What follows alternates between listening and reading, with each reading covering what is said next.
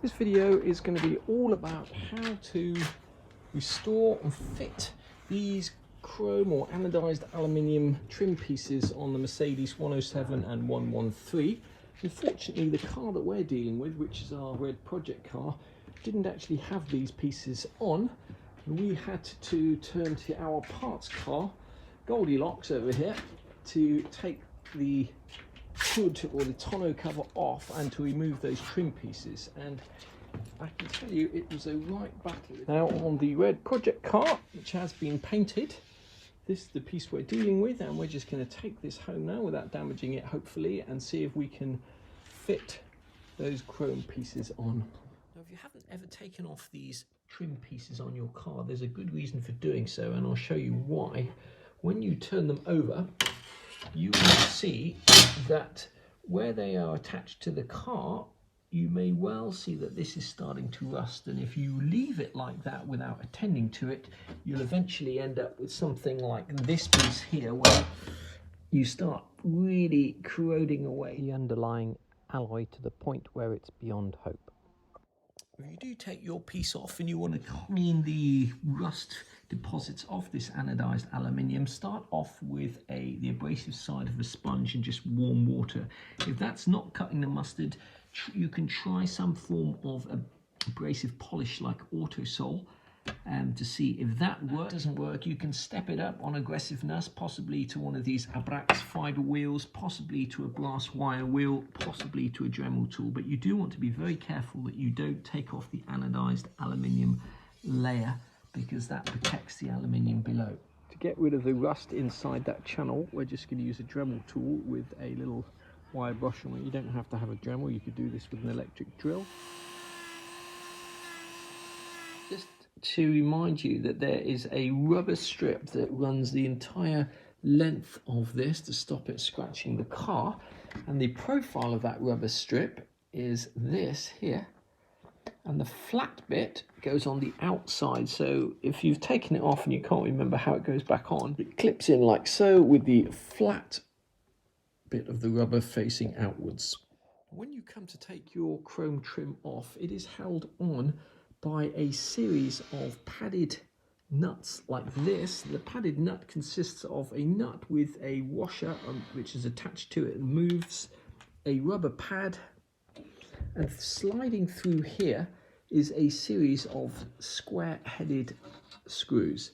Now, in my experience, these invariably, after 50 years, are rusted. They're either rusted solid, which they were in the case of this car, in which case when you come to take them off or try to take them off, you'll find they just break like that, and you'll either have to end up drilling those out or ordering new nuts. Now, these padded nuts are available from Mercedes, but they are eye-wateringly expensive. One of these costs £9.80 plus VAT. Also get these from the SL shop for £7.96 including VAT, but the cheapest place I found is in Germany, a place called MB Classics that sell them for €5 each. Obviously there's postage on top of that.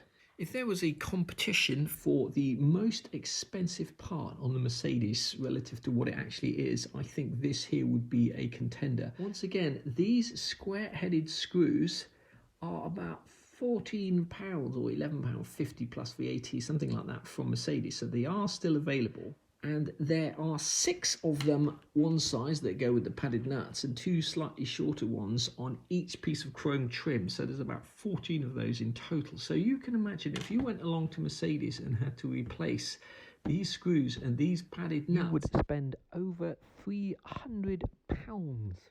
There are fixing kits available from the SL shop. They're about £123, and that will give you all of the nuts and all of these screws and the various little washers that you'll need. The same fixing kit is available from Germany, MB Classics, and that is about £100 or €107. But we're not going to pay any of that. We are going to try and make up our own. Have a go at making up your own nuts and washers. This is how I would suggest doing it. Get hold of some M5 nuts, stainless steel would be best, and then drill out the center with a 6mm drill bit, and then you will find that 2 of these little M3 nuts will fit in there, and you can just glue those in with some JB Weld, and then you will need a 14mm washer, which are quite difficult to get hold of because they're normally 15mm, and then you would just glue that to the bottom. Now we're not actually going to do that because we're only missing a couple of these, and we'll just get them from MB Classics in Germany, but that's how you would do it. A bit of JB Weld, M5, drill out with a 6mm, and a couple of M3 nuts glued in the center. What we're going to do to make up our own square head screws is we start off with some M3 14mm bolts, which we got from Bolt Base, and we're going to use some M3 square nuts. We're going to put them on the end of one of these like so, and then we're just going to sand this top nut down a little bit because at the moment they're just slightly too thick to fit down there. After you've sanded that down, you will find that that slots in that channel perfectly like so. Once you've sanded the first nut down, the next nut's a little bit easier because you just have to sand off the top until it gets to the actual bolt beneath. We've just tapped a 3mm hole into here. This will hold this firm while we cut the head off with an angle grinder.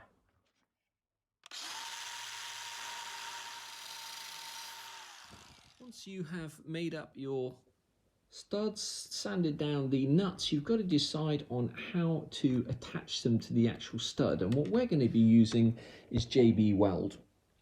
Okay, the reason for using JB Weld is there's a channel called Project Farm that reviews a whole lot of products, and what they did was they reviewed a whole lot of products like Loctite Red and various other things which are permanent thread lockers. And what they actually found is under no load that JB Weld came out practically the best out of all of them. And what that means is under no load means you're not going to be tightening that little nut up against anything. Okay, so we're going to mix up some JB Weld and we're going to carefully apply it. Not going to need very much of this.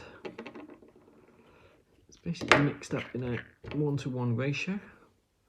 We've used this quite a lot in car restoration, this particular product. It's quite excellent. Just going to mix that together. When you come to apply that adhesive, what you want to make sure is that you start off with this nut screwed on the stud, and that the bottom of the bolt, i.e. the bit you haven't cut, is the bit that you're going to be attaching the padded nuts to, and the top of those, you might not be able to see it on here, but the top of the nuts actually have a slight indentation, and you want that to be at the top so that you can basically just get some glue resting in there. When you come to apply the glue, you want to make sure that the nut is up near the top like that, and rather than just dipping the bolt into the glue, which would then result in you getting a whole lot of glue on the top, which is not what you want to put the glue about 1 millimeter below the surface like that, so that when you screw this nut up like that, the glue actually gets into the threads.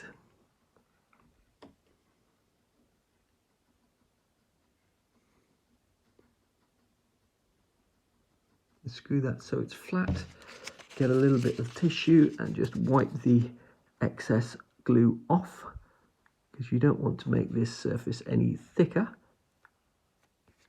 like so. Done it right, you should see just below the surface there a last little bit of JB Weld in the threads. I've done a whole separate video on how to refurbish this little chrome escutcheon here. There should be 2 screws that come out of there, but just to remind you, before you sand those screws down, just press it into a piece of soft wood like this so that you get the indentation of the 2 screws here and here, and then we're going to drill 2 3mm holes. Just drilled 2 3mm holes. Make sure we've got that exactly right. Just going to start off drilling these out with a 2mm drill bit. You just got to remember when you do this, we're going to set the guide stop here. So basically, you do not want this drill to be traveling any further than about there. So we'll just now set those stops like that. That's one of those drilled out. We'll just do the other one now. We're just going to use a couple of these M3 round head screws and drop them in there like so. First we'll put some JB Weld on. Just going to fill up the cross. Try not to get any JB Weld on the wood because we do not want to be gluing that escutcheon to the wood. Put a tiny little layer inside here as well. That, my friends, should do it. It's the next morning, that glue is dry, and as if all has gone to plan, you will have produced 14 square-headed screws that easily slide down the channel, like so. It's incredible to think that if you bought these from Mercedes, they would cost you almost £200 just for these screws. They cost us just a few pence to make. Now let's see if this escutcheon is glued. The way to get that out of there is just to put a couple of bolts in the holes this way and then to press down on it. What you don't want to do is start levering that out. Okay, and there we go. That is the escutcheon fixed.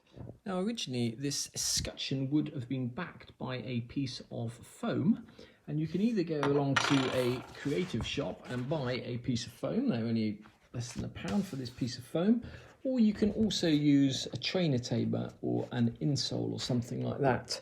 So what we're going to do is we're just going to cut round this piece of foam. We're going to use a brand new scalpel, just like drill bits. You'll get a much cleaner cut if you use a new scalpel. And we're going to use our wooden template just to hold the thing firm. You just press gently down on the foam. You will make 2 indentations at exactly the right distance and use a drill to drill those holes out. So we're just going to use this template that we used to make the escutcheon to hold this tight while we cut round it with a sharp scalpel. Now if you are using a new scalpel, make sure you don't nick the chrome when you're cutting round.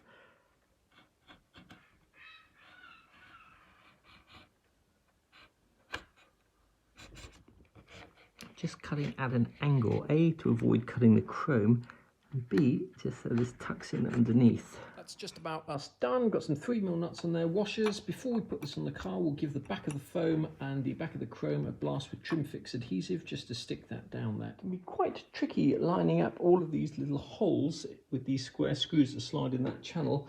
I'm going to start by putting the escutcheon on because that is a fixed position, whereas there is some movement in the chrome trim. Now the end fitting here is also one of the square-headed screws that we made up. Now we've used the same length in all of these, which started off as the M3 14mm, and that works absolutely fine.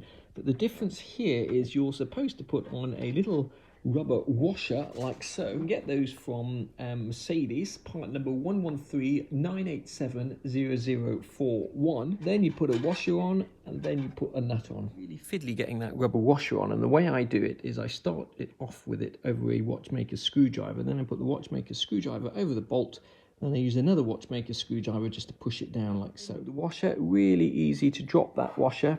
Probably shouldn't be doing this one-handed. Much easier if you put it on the screwdriver first and just tilt it over like that. With that nut, it's very, very easy to drop it and lose it. Put it on like that first. Job done without dropping any of the fittings. That is job done. I just need to tighten the fittings down. I don't have a socket set here, but I think you'll agree that is looking more like a Mercedes.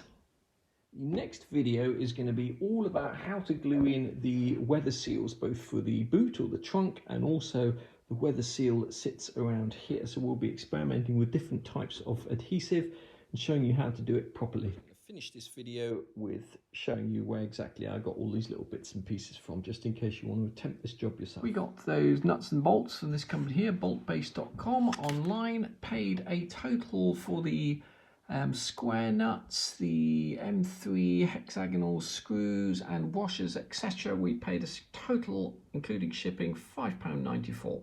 Those padded nuts are available for €5 from these guys up here, mbclassics.de in Germany. You can also get the complete mounting kit from these guys for both the R107 and also for the Pagoda 113, €107, mbclassics.de. If you live in the UK and you don't want to pay customs import duty, the SL shop has a whole range of deck chrome fixing parts. You can get the whole kit for £103 plus VAT, which makes it about 120. You can get the escutcheons, the square screws, the padded nuts. They're all slightly more expensive than Germany. But as I say, you won't be paying customs and import duty.